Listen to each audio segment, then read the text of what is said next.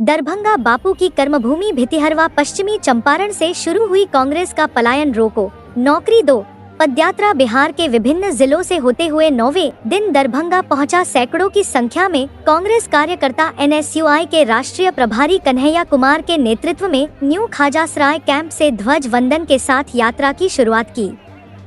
कार्यकर्ता गाजे बाजे के साथ जयकारा लगाते हुए पंडासराय, लोहिया चौक, बाकरगंज, रहमगंज होते हुए खान चौक पहुंचे, जहां पहले से मौजूद कांग्रेस कार्यकर्ताओं ने कन्हैया कुमार का स्वागत किया। इसके बाद यात्रा मौलागंज, मिर्जापुर, आयकर चौराहा, कठलबाड़ी होते हुए बाघमोर पहुंचा। कन्हैया कुमार ने प्रेस वार्ता को संबोधित करते हुए कहा कि यह यात्रा कोई चुनाव के लिए नहीं, बल्कि इसका उद्देश्य बिहार के लोगों के बेरोजगारी, पलायन, शिक्षा, स्वास्थ्य और बदहाली की समस्याओं को लेकर है। उन्होंने कहा कि आज बिहार के लोगों को उच्च शिक्षा से लेकर नौकरी और बेहतर इलाज के लिए पलायन करना पड़ता है, क्योंकि यहाँ इस तरह की व्यवस्था नहीं है। उन्होंने आगे कहा कि बिहार से पलायन तभी रुकेगा जब सरकार इन सभी मुद्दों पर गंभीरता से काम करे। इसके साथ उन्होंने पेपर लीक और पेंडिंग भर्ती का मुद्दा भी उठाया। उनके साथ विधान परिषद में कांग्रेस दल के नेता डॉक्टर मदन मोहन झा, जिलाध्यक्ष सीताराम चौधरी, मीडिया प्रभारी मो असलम, डिप्टी मेयर नाजिया हसन, प्रदेश प्रतिनिधि डान नागेश्वर पंजियार, प्रतिभा सिंह, पूनम झा, रीता मिश्रा, रेयाज अली खान, एआईसीसी कोऑर्डिनेटर बलजीत सिंह, रतिकांत झा, राहुल झा, धादिम हुसैन, सरफराज अनवर, पंकज चौधरी, कन्हैया झा, तनवीर अनवर, भूषण आजाद, प्रो उद्यशंकर मिश्र, बसंत झा, विशाल कुमार, मो अंसार हसन, दयानंद पासवान, उदित नारायण चौधरी, मनोज मिश्र, एहसान आरजू, मो परवेज आदि साथ चल रहे थे। वहीं फवादसराय में कांग्रेस नेत्री रीता सिंह के नेतृत्व में रघुवंश कुमार सिंह, राजीव सिंह, मिथिलेश पासवान आदि ने पाक चादर से सम्मानित किया। यात्रा के क्रम में जगह जगह पर कन्हैया कुमार का लोगों ने जोरदार स्वागत किया। ये प्रेस कॉन्फ्रेंस हम लोग पलायन रोको नौकरी दो यात्रा की तरफ से करते हैं रोज, और आज हमारे लिए बहुत खुशी की बात है कि हमारे राष्ट्रीय नेता और मीडिया डिपार्टमेंट के चेयरमैन पवन जी मौजूद हैं, अजय जी मौजूद हैं। यात्रा की प्रेस कॉन्फ्रेंस में जो हमारा मेन मुद्दा है, पलायन का सवाल, नौकरी का सवाल, शिक्षा का सवाल, सामाजिक सुरक्षा का सवाल, उसको तो उठाते ही, लेकिन जिस भी जिले में जाते हैं उस जिले से जुड़ा हुआ जो स्थानीय सवाल होता है उस पर ही बात रखते हैं। मसलन जब भितिहरवा से यात्रा शुरू हुई तो पहला प्रेस कॉन्फ्रेंस जो है वो पेंडिंग भर्ती के ऊपर किया गया। आप देखे होंगे, अगर आज हमारी यात्रा को आपने कवर किया होगा तो आगे आगे नौजवान चलते हैं जिनका भर्ती कंप्लीट हो गया, सब कुछ हो गया, फिजिकल हो गया, मेडिकल हो गया, लेकिन उनको ज्वाइनिंग लेटर नहीं दिया गया। झुंझुना बजा रहे थे। झुंझुना इसलिए बजा रहे थे कि सरकार हमको हमारी पहचान के आधार पर लड़ा करके हमारे हाथ में नफरत का झुंझुना थमा देना चाहिए। रोजगार के नाम पे उनके बच्चे जो है बीसीसीआई में नौकरी पा गए हैं, देश से लेकर के विदेश तक हमारे बच्चों को नौकरियां नहीं मिल रही, तो उनको झुंझुना बजा के बता रहे हैं कि वोट तो हम ही देते हैं, तभी तो प्रधानमंत्री, गृह मंत्री और मुख्यमंत्री बनते हैं। आप हमारे हाथ में रोजगार के नाम पे झुंझुना थमाए हैं, तो हम आपके नाम पे आपके हाथ में झुंझुना थमा देंगे और आपके बच्चे अपने आप झुंझुना उनके हाथ में ट्रांसफर हो जाएगा, क्योंकि ना आप गृह मंत्री होते, ना आपका बेटा जो है बीसीसीआई का सेक्रेटरी होता। तो ये जो सवाल है, यही सवाल को लेकर के अलग अलग जिलों से होते हुए मिथिला की पावन भूमि पर यह यात्रा पहुंची है। दरभंगा की महान धरती पर यह यात्रा पहुंची है, और इस यात्रा को यहाँ के शहर के वासियों ने, हिंदू, मुसलमान, ब्राह्मण, दलित, हर जाति और वर्ग के लोगों ने जबरदस्त समर्थन दिया है। आप मीडिया के लोग भी लगातार यात्रा को कवर कर रहे थे, इसके लिए हम आपका बहुत बहुत धन्यवाद करते हैं। कोई यात्रा से जुड़ा हुआ अगर प्रश्न, ये निवेदन है। बाकी जो भी आपके राजनीतिक सवाल हैं, चुनावी सवाल हैं, और हम सब सवाल का जवाब देने वाले लोग हैं। हमारे प्रवक्ता रोज टीवी में जाकर के सवालों का जवाब देते हैं, पवन जी जो है रोज सवाल का जवाब देते हैं। जब पिछली सरकार का मतलब क्या, पिछली सरकार तो पिछले कई दशकों से जो है नीतीश जी मुख्यमंत्री, जहाँ तक हमको याद है, अगर मैं ठीक हूँ, अगर गलत हूँ तो आप करेक्ट कर दीजिएगा, 2005 में नीतीश जी जो है मुख्यमंत्री बन गए। 2000 तो 20 साल हो गया। कौन सी पिछली सरकार, पिछली सरकार अगर आप कह रहे हैं तो आप हमको बता दीजिए कि नेहरू जी के जमाने के बाद कितनी फैक्ट्रियां बिहार में खुली हैं। याद कीजिए, जूट मिल खुला था, कल ही हम समस्तीपुर में, तमाम जगह चीनी मिल खुला था। अभी भी चनपटिया का चीनी मिल बंद है, मोतिहारी का चीनी मिल बंद है, और पूरे इलाके में दोनों यूनिवर्सिटी जो है, दोनों ने 3 यूनिवर्सिटी घूम करके आ गए। बिहार यूनिवर्सिटी भी घूम ली है, अब LNMU के इलाके में घूम रहे। एक भी ढंग का, एक भी ढंग का लॉ कॉलेज नहीं खुला हुआ। तो यूनिवर्सिटी खोला हुआ कांग्रेस का, फैक्ट्री खोला हुआ कांग्रेस का, बांध बनाया हुआ कांग्रेस का, पुल बनाया हुआ कांग्रेस का, और कांग्रेस का बनाया हुआ पुल आज भी चल रहा है। मैं बेगूसराय से आता हूँ, सिमरिया घाट के बगल में हमारा जो है गांव है, और आप जो है दरभंगा मधुबनी के लोग कल्पवास का मेला करने वहाँ जाते हैं, 1 महीना रहते हैं। अभी भी देखिए राजेंद्र पुल खड़ा है, आज जो पुल बन रहा है वो तो गिर रहा है। तो हमारी जो कांग्रेस की अगर बात कीजिएगा, लोग क्या है ना, देखिए सर, कांग्रेस ना एक उदारवादी पार्टी है। कांग्रेस से आप सवाल पूछेगा तो आपको जेल में नहीं बंद कर देगा। तो लोगों को जो मन आता है वो जरूर बात कहते हैं, लेकिन आप हमको बता तो दीजिए, जब से कांग्रेस सरकार में नहीं है, फुल फ्लेजेड कांग्रेस की सरकार लास्ट कब थी? 89 में थी। उसके बाद से कितनी फैक्ट्रियां बिहार में खुली है बता दीजिए। मेरे यहाँ एक पेप्सी का फैक्ट्री खुला है, कोई स्थानीय लोगों को रोजगार नहीं मिल रहा है, और खाली पानी का दोहन हो रहा है, बिजली का दोहन हो रहा है, धुइयां हम सूंघ रहे हैं, रोजगार स्थानीय लोगों को नहीं मिल रहा है।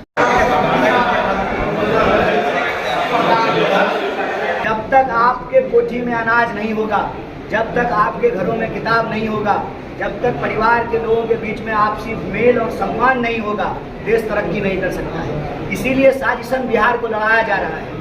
बिहार को लड़ाने का, नफरत की आग फैलाने का साजिश क्या है? साजिश ये है कि यहाँ के रिसोर्स पे नज़र है।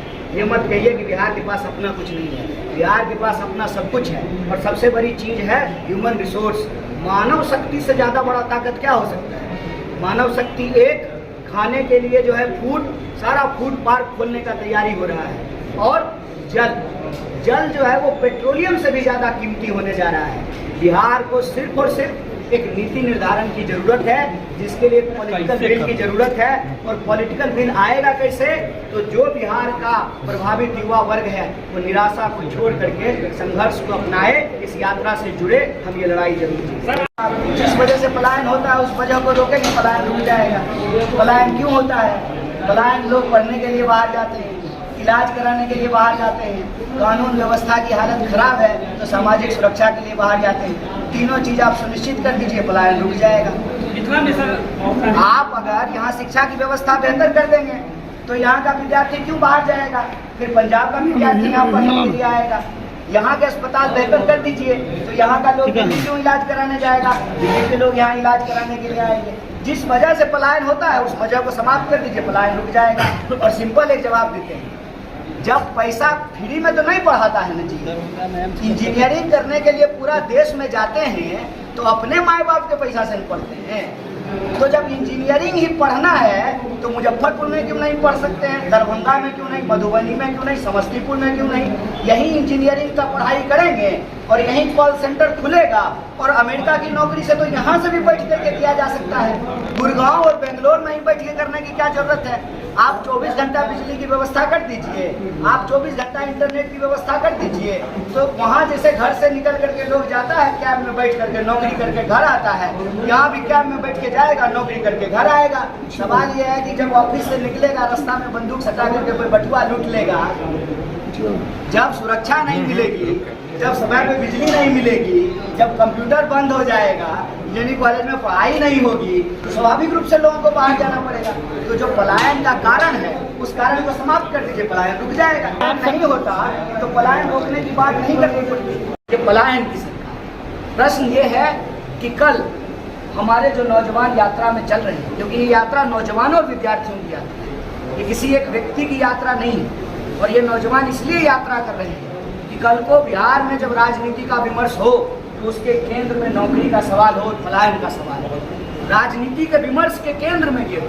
और हमारी कोशिश बस इतनी है, जो हम तमाम कांग्रेस से जुड़े हुए लोग हैं, कि जैसे आज़ादी के आंदोलन में कांग्रेस पार्टी संघर्ष का एक मंच था, देश को आज़ाद कराने वाले उस मंच से जुड़ रहे थे, और स्वराज का सपना लिए कोई हंसते हंसते फांसी के फंदे को चूम रहा था, कोई सत्याग्रह कर रहा था। उसी तरह से आज NSY यूथ कांग्रेस संघर्ष का मंच बने और जो भी प्रभावित वर्ग है, चाहे शिक्षक हो, विद्यार्थी हो, किसान हो, मजदूर हो, नौजवान हो, महिला हो, कोई भी आकर के अपनी बात को उठा सकता है। तो हमारी एक कोशिश का नतीजा है कि कई नौजवान आकर के इस यात्रा में जुड़े और कल हम लोग थाली बजाए। हमने कहा कि अगर थाली बजाने से कोरोना भाग जाता है, महामारी भाग जाती है, तो बेकारी भी तो एक महामारी है, थाली बजाने से भाग जाएगी। शाम तक थाली पीटते रहे, बेकारी भागी नहीं, क्योंकि थाली बजाने से कोरोना भी नहीं भागा है। और खाली पानी का दोहन हो रहा है, बिजली का दोहन हो रहा है, धुइयां हम सूंघ रहे हैं, रोजगार स्थानीय लोगों को नहीं मिल रहा है। हमको बताइए कि पिछले 20 साल में कितनी फैक्ट्री खुली है, कितना यूनिवर्सिटी खुला है, कितना अस्पताल खुला है। लास्ट जो एम्स खुला है वो भी यूपीए का अप्रूव किया हुआ एम्स है। तो आप हमको बता दीजिए कौन सी पिछली सरकार। हम अपनी जिम्मेवारी लेने के लिए तैयार हैं और अगर हमसे गलती हुई है तो मीडिया के सामने हाथ जोड़ करके माफी मांगने को भी तैयार है। लेकिन जो है कौन सौतली पुतौपना नहीं खेलेंगे। जो सच्चाई है वो सच्चाई है। किसी भी चाय की दुकान पे जा जाइए और हम कहते हैं किसी भी विचारधारा के व्यक्ति से बात कीजिए, किसी भी दल के व्यक्ति से बात कीजिए, हर कोई स्वीकार करेगा कि पलायन एक बहुत बड़ा सवाल है। प्रश्न ये है कि कोई ना कोई तो इसकी जिम्मेवारी लेगा, और आज की सरकार नहीं लेगी तो कब तक पिछली सरकार गिनवाते रहिएगा। और हम कहते हैं कि जो सरकार जिम्मेवारी लेगी उसी को हम कुर्सी पे बिठाएंगे, जो जिम्मेवारी नहीं लेगी उसको टाटा बाय बाय। तो LNMU यूनिवर्सिटी के गेट पर बहुत सारे विद्यार्थी आए, उन्होंने कहा कि 2008 से लाइब्रेरियन की भर्ती नहीं हुई। उस डिपार्टमेंट से जो पढ़े हुए लोग हैं, जिनके पास डिग्री है, उनका बहाली नहीं किया गया। वो लोग आकर के अपना मांग पत्र सौंपे।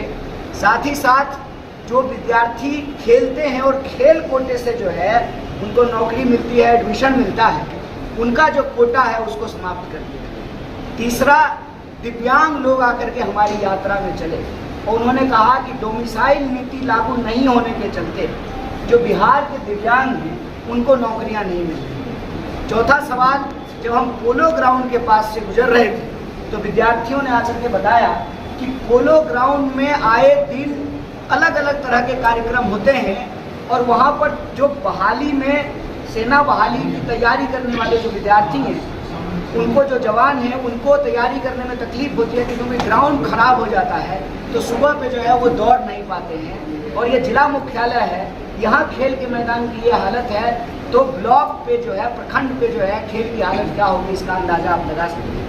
इसी तरह से जो स्थानीय मुद्दा होता है उसको हम लोग उठाते हैं। रास्ते में जब हम लोग लहरियासराय से गुजर रहे थे तो जो लाह का चूड़ी बनाने वाले लोग हैं उनसे हमने बात किया। उन्होंने कहा देखिए काम सीजनल होता है, भूख सीजनल नहीं लगता है। कितनी गंभीर बात है कि बहुत सारे ऐसे काम हैं जो सीजनल होता है लेकिन भूख तो 12 महीना लगता है। और जब आप एक एक चीज़ को देखेंगे बिंदुवार, आप बिहार में शिक्षा का इंफ्रास्ट्रक्चर देखें, आप बिहार में रोजगार की स्थिति को देखें, यहाँ के जो कामगार हैं उनकी स्थिति देखें, यहाँ की जो सड़कें हैं, गलियाँ हैं, उसकी स्थिति देखें। दरभंगा कोई आज का शहर नहीं है, कविवर विद्यापति का जो है भूमि है। और हम लोग अक्सर उनका गाना सुनते थे, उगना रे मुर्कतौ गले रे। और आज स्थिति ये है कि उसी दरभंगा के लोग पूछ रहे हैं कि नौकरी रे मुर्कतौ गले रे नौकरी। और पलायन इतना बड़ा दर्द है कि 2 करोड़ से ज़्यादा, कहा 2 करोड़ से ज़्यादा लोग बिहार के पलायन कर चुके हैं। सरकार दावा करती है कि सब कुछ ठीक हो गया, ब्रिज बन गया है, सड़कें बन गई है, बिजली 24 घंटा आ रहा है, सब कुछ ठीक हो गया है, तो लोग घर क्यों छोड़ रहे हैं? और ये खुशी में पलायन नहीं कर रहे हैं। ये कोई बाबा धाम की यात्रा नहीं है, ये कोई हज की यात्रा नहीं है कि हम पुण्य कमाने के लिए जा रहे हैं। ये मजबूरी में की जाने वाली यात्रा। ये पलायन फोर्सफुल है, मजबूरी में लोग, कोई नहीं घर छोड़ करके जाना चाहता। तो सरकार के दावों की हकीकत ये है कि ये सरकार अब पलायन की सरकार